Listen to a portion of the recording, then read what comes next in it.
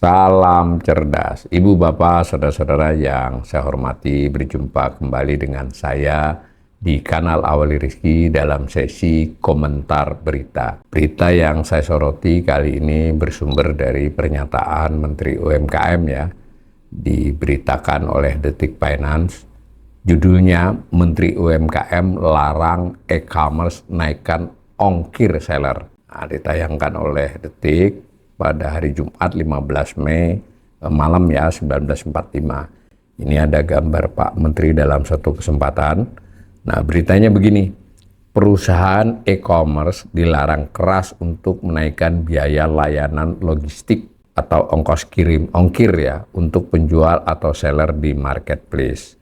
Hal ini ditegaskan langsung oleh Menteri Usaha Mikro, Kecil dan Menengah UMKM Maman Abdurrahman. Hal itu diungkapkan Maman menyusul keluhan terkait kenaikan biaya ongkir yang dibebankan ke seller. Pihaknya mengakui sudah memanggil perusahaan-perusahaan e-commerce. Jadi ini yang mengeluh seller ya, bukan pembeli nih, si penjual yang menjadi mitra dari marketplace itu ongkir dinaikkan gitu loh. Konsumen mungkin nggak tahu ya.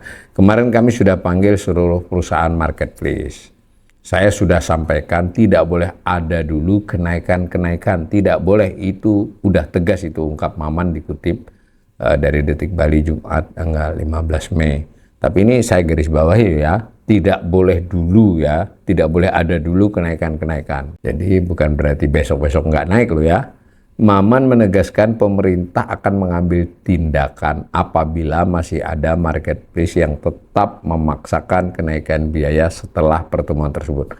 Setelah Maman memanggil marketplace ya.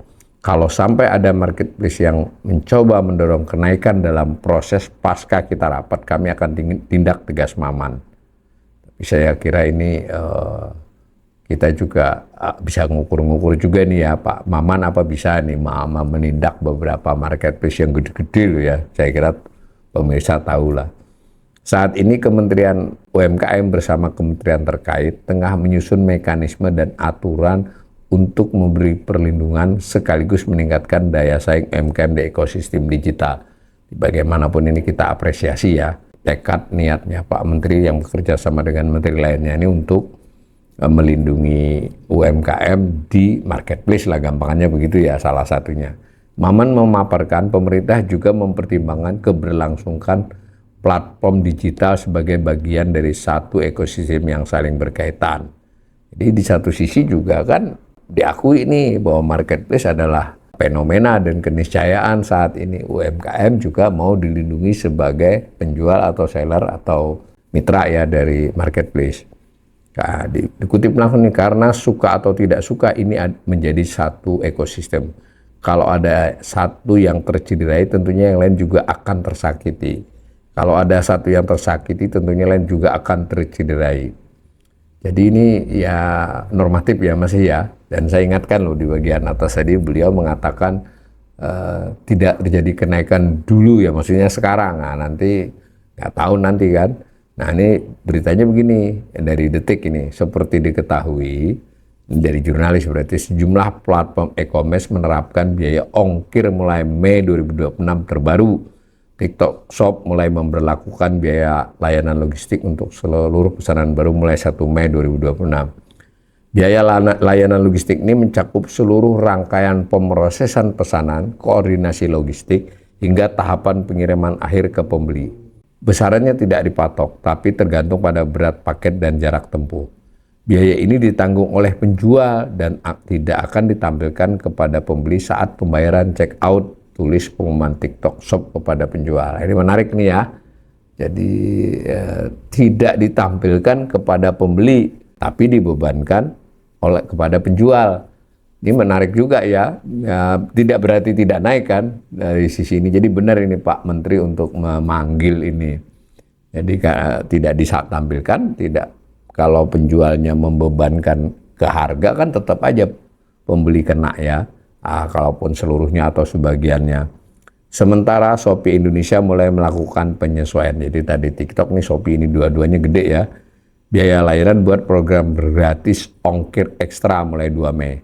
Saat ini biayanya bergantung berdasarkan size paket, yakni pada produk ukuran biasa dan produk ukuran khusus serta kategori produk. Produk ukuran biasa, yakni barang dengan berat di bawah 5 kg, kurang dari 60 cm, dimensi kurang dari 20.000 cm3. Adapun biaya layanan produk ukuran biasa di program tersebut di kisaran 1-8%.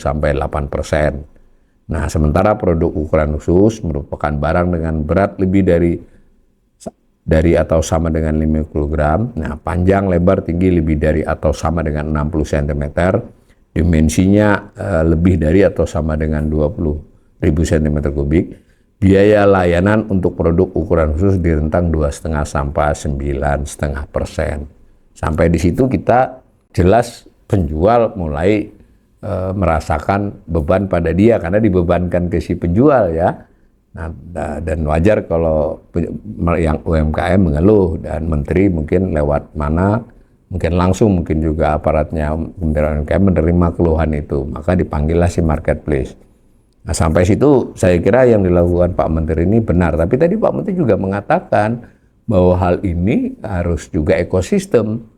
Ya, sementara memang langsung tidak boleh naik, tapi kan tidak seterusnya tidak boleh naik ini. Dan apakah dengan ini yang tadi sudah dimulai TikTok dan juga oleh Shopee berhenti, kita juga harus tahu ya. Masalahnya kita yang netizen yang hanya pembeli kan tidak tahu karena mungkin harganya saja tiba-tiba terasa naik ya. Nah, saya ingin kaitkan juga bahwa pemerintah kan di satu sisi juga mulai meminta bukan kepada semua pihak tentang ojol. Ojol kan tidak hanya ngangkut orang, juga ngangkut barang.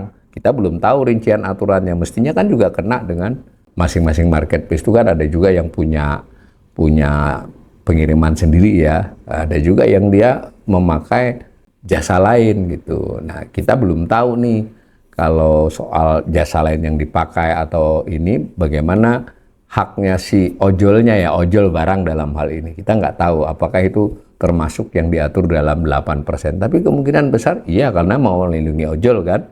Nah, dari sisi itu ini memang marketplace bisa jadi sudah mengantisipasi itu secara bertahap.